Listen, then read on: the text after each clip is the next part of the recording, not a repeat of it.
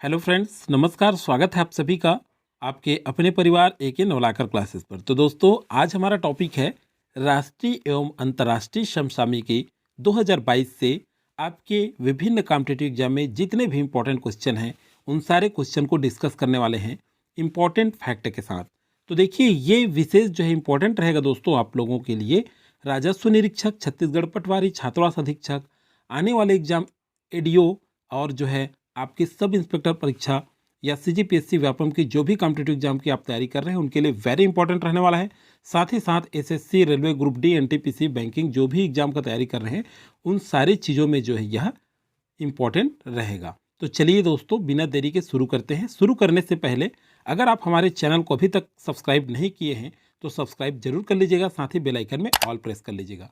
अगर इसका पीडीएफ आपको चाहिए तो टेलीग्राम का लिंक मैं डिस्क्रिप्शन में दे दिया हूँ, वहां जाकर के आप ज्वाइन कर सकते हैं। चलिए, पहला क्वेश्चन क्या है। केंद्रीय वित्त मंत्री निर्मला सीतारमण द्वारा 15वें वित्त आयोग की अंतिम रिपोर्ट प्रस्तुत की गई, जिसकी मुख्य सिफारिशें थी या क्या थी। तो इंपॉर्टेंट रहेगा दोस्तों ये क्वेश्चन जो है। इसका सही आंसर है केंद्रीय करों का 41% राज्यों को आवंटित करना। तो देखिए, ये जो है फरवरी 2021 का रिपोर्ट है। ध्यान रखेंगे कब, फरवरी 2021, डेट भी आपको याद रखना है। फरवरी 2021, कभी कभी कुछ भी क्वेश्चन पूछा जा सकता है। इंपॉर्टेंट फैक्ट बनता है कि शीर्षक क्या था इसका, बहुत ही इंपॉर्टेंट है। तो वित्त आयोग, ध्यान रखेंगे शीर्षक है वित्त आयोग और आपका है कोविड के दौर में 2021 से 26 रिपोर्ट। यह है आपका इसका मुख्य शीर्षक। नेक्स्ट क्वेश्चन है दोस्तों आपका, विदेशी प्रत्यक्ष निवेश में सर्वाधिक अंतर प्रवाह वाले देश में भारत का कौन सा स्थान है। तो देखिए, भारत का कौन सा स्थान है, करेक्ट आंसर हो जाएगा भारत का स्थान 5वां है। डी आपका करेक्ट आंसर हो जाएगा।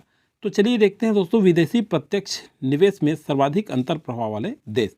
तो देखिए, पहला किसका है, तो अमेरिका का है। ध्यान रखेंगे, पहला किसका है, अमेरिका का। सेकेंड नंबर पे है आपका चीन का और थर्ड नंबर पे है आपका हांगकांग का। तो ये तीनों फैक्ट आप ध्यान रखेंगे, पहला से थर्ड तक। भारत का अपना देश का स्थान है 5वें नंबर पर। नेक्स्ट क्वेश्चन है दोस्तों आपका, वर्तमान में महारत्न कंपनियों की संख्या कितनी है। वेरी इंपॉर्टेंट है, एमपी टिक कर लेंगे आप इसे, इस तरह से क्वेश्चन पूछा जाता है। तो देखिए, वर्तमान में महारत्न कंपनियों की संख्या कितनी है, तो करेक्ट आंसर आ जाएगा दोस्तों आपका, महारत्न जो कंपनी है ये 11 है। और जो है देखिए, नवरत्न जो कंपनी है, नवरत्न कंपनी की संख्या कितनी है, 13 है। तो दोनों फैक्ट आपको याद रखना है। और ये अक्टूबर 2021 में सूचीबद्ध किया गया है उस डेट में। नेक्स्ट क्वेश्चन है आपका,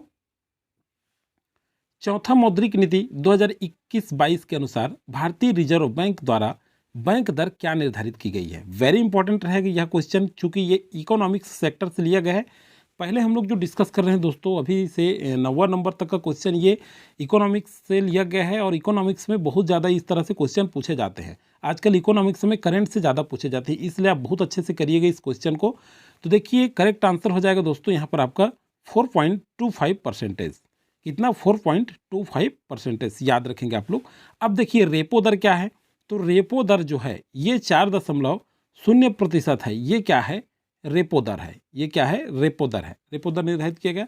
रिवर्स रेपो दर ये है आपका 3.35। ये क्या है, रिवर्स रेपो दर है। नेक्स्ट है आपका CRR, मतलब नगद आरक्षण अनुपात, ये है 4.0। ये भी क्या है, CRR है आपको, मतलब नगद आरक्षण अनुपात। तो ये भी क्वेश्चन कभी कभी पूछ लिए जाते हैं। तो ये चारों फैक्ट जो है आपको ध्यान रखना है। चलिए, नेक्स्ट है आपको, वर्ष 2021-22 में भारत में सर्वाधिक FDI करने वाले देश कौन सा है। तो वर्ष 2021-22 में भारत में सर्वाधिक FDI करने वाला देश कौन सा है। वेरी इंपॉर्टेंट है, एमपी टिक कर लेंगे जितने भी क्वेश्चन अभी कर रहे हैं। तो ये इसका सही आंसर हो जाएगा दोस्तों आपका करेक्ट, सिंगापुर। क्या है, सिंगापुर। अब चलिए देखते हैं, सिंगापुर के बाद अमेरिका दूसरे नंबर पर है, मॉरिशस तीसरे नंबर पर है। तो ये तीनों चीज़ आपको याद रखना है। नेक्स्ट क्वेश्चन है आपको दोस्तों, केंद्रीय वाणिज्य मंत्रालय द्वारा जारी वर्ष 2021 में भारत के विदेशी व्यापार में पूरे वर्ष की तुलना में क्या परिवर्तन हुए। तो देखिए, इंपॉर्टेंट है, करेक्ट आंसर हो जाएगा आपके यहाँ पर व्यापार घाटे में कमी। ये जो है करेक्ट आंसर है आपका। नेक्स्ट क्वेश्चन है आपका दोस्तों, नेक्स्ट जो क्वेश्चन है, वर्ष 2021-22 में भारत सरकार द्वारा मूंगफली के लिए कितना समर्थन मूल्य घोषित किया गया है? तो करेक्ट आंसर हो जाएगा यहाँ पर आपका ये जो है 5,550 रुपये। पूर्व में क्या था, ये जो है 5,275, ये पूर्व में निर्धारित किया गया था, ध्यान रखिएगा, ये पूर्व में निर्धारित किया गया था। तो क्वेश्चन कैसे बन सकता है आपका, देखिए व्यापम द्वारा क्वेश्चन ऐसा भी पूछा जाता है कि दोनों वर्ष में अंतर कितना है, तो अंतर भी आपको ध्यान रखना है। अंतर कितना है? 275 रुपये। कितने अंतर है आपका? 275 रुपये का अंतर है, तो ये भी आपको याद रखना है। नेक्स्ट क्वेश्चन है, प्रधानमंत्री गति शक्ति योजना का प्रारंभ कब हुआ? तो प्रधानमंत्री गति शक्ति योजना का प्रारंभ जो है ये 13 अक्टूबर 2021 को हुआ। ये इंपॉर्टेंट रहेगा दोस्तों, ध्यान रखेंगे आप लोग, बहुत ही इंपॉर्टेंट है। उद्देश्य क्या है इसका, ध्यान रखेंगे आप लोग। आधारभूत परियोजनाओं को क्रियान्वयन में बाधा दूर करके, जैसे जो आधारभूत परियोजनाएं जो होती हैं, आधारभूत जो परियोजना है उसमें क्रियान्वयन में जो बाधाएं होती हैं, उस बाधाएं को क्या किया जाएगा? दूर किया जाएगा, और दूर करके विकास कार्य में तेजी लाया जाएगा। क्या किया जाएगा? विकास कार्य में तेजी लाया जाएगा, ये उद्देश्य है। तो ध्यान रखिएगा, जो आधारभूत जो परियोजनाएं हैं उसमें क्या करेंगे, उसमें जो है बाधा जो होता है उसे दूर किया जाएगा और विकास कार्य में तेजी लाया जाएगा। तो ये हो गया आपका उद्देश्य और स्थापना, चलिए सॉरी प्रारंभ। चलिए नेक्स्ट है आपका, किस कार्य के लिए हर दस्तक अभियान का प्रारंभ किया गया? तो किस कार्य के लिए हर दस्तक अभियान का प्रारंभ किया गया? कोरोना टीकाकरण में तेजी लाने के लिए। करेक्ट आंसर हो जाएगा आपका बी। करेक्ट आंसर हो जाएगा दोस्तों आपका बी। नेक्स्ट क्वेश्चन की ओर आगे बढ़ते हैं। अंटार्कटिका में भारत का कौन सा वैज्ञानिक अभियान था? तो देखिए अंटार्कटिका में भारत का वैज्ञानिक जो अभियान है ये कौन सा था? तो ये करेक्ट आंसर होगा यहाँ पर आपका 40वां अभियान था। कौन सा अभियान था? 40वां। और भारत का प्रथम अंटार्कटिका अभियान 1981 में, ये भी आपको याद रखना है, इंपॉर्टेंट फैक्ट है। 1981 में डॉक्टर एस.जेड, क्या? डॉक्टर एस.जेड, ध्यान रखेंगे, डॉक्टर एस.जेड कौसिम के नेतृत्व में, किसके नेतृत्व में? एस.जेड कौसिम के नेतृत्व में भेजा गया। ये भी आपको याद रखना है।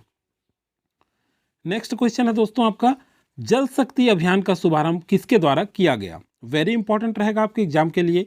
तो जल शक्ति अभियान का शुभारंभ किसके द्वारा किया गया? तो नरेंद्र मोदी के द्वारा, प्रधानमंत्री, हमारे देश के प्रधानमंत्री श्री नरेंद्र मोदी के द्वारा जो है जल शक्ति अभियान का शुभारंभ किया गया, याद रखिएगा। अब ये जो है जल शक्ति अभियान जो है 22 मार्च, ध्यान रखेंगे आप लोग, कब? 22 मार्च और जो है 2021 को क्या किया गया? प्रारंभ किया गया। उद्देश्य क्या है? जल संरक्षण। क्या है उद्देश्य इसका? जल संरक्षण। तो ये भी आपको इतने इंपॉर्टेंट फैक्ट बनते हैं आपके, चूंकि योजनाओं से संबंधित बहुत सारे क्वेश्चन या अभियान से संबंधित बहुत सारे क्वेश्चन पूछा जाता है। तो जल संरक्षण उद्देश्य है। प्रारंभ कब हुआ? तो 22 मार्च 2021 को जो है इसका शुभारंभ किया गया। और देखिए इसमें और क्या चीज़, जल संरक्षण के माध्यम से जैसे पुराने जो तालाब हैं उसमें जल संग्रहण करना, चेक डैम के माध्यम से वर्षा के जल को संग्रहण करके रखना, ये सारी चीज़ों पर जो है फोकस किया गया है। तो बहुत ही इंपॉर्टेंट है।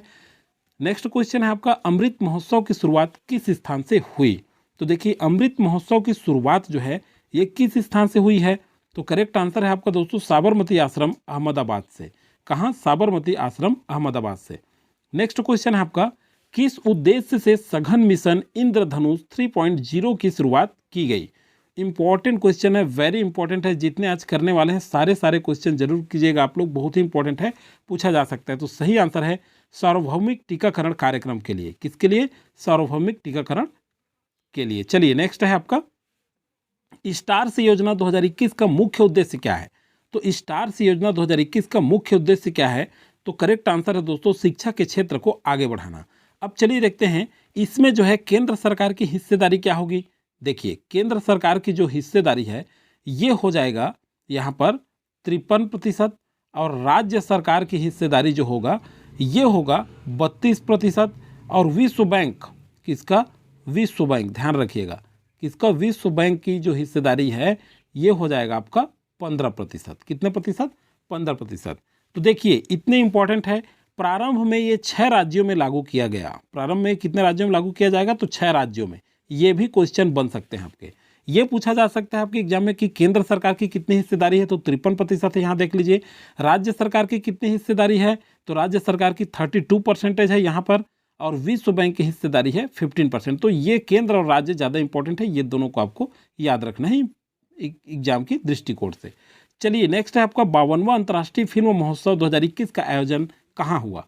तो 52वां अंतर्राष्ट्रीय फिल्म महोत्सव का जो आयोजन है ये पणजी गोवा में हुआ। तो बी आपका करेक्ट आंसर हो जाएगा यहाँ पर। नेक्स्ट क्वेश्चन की ओर आगे बढ़ते हैं।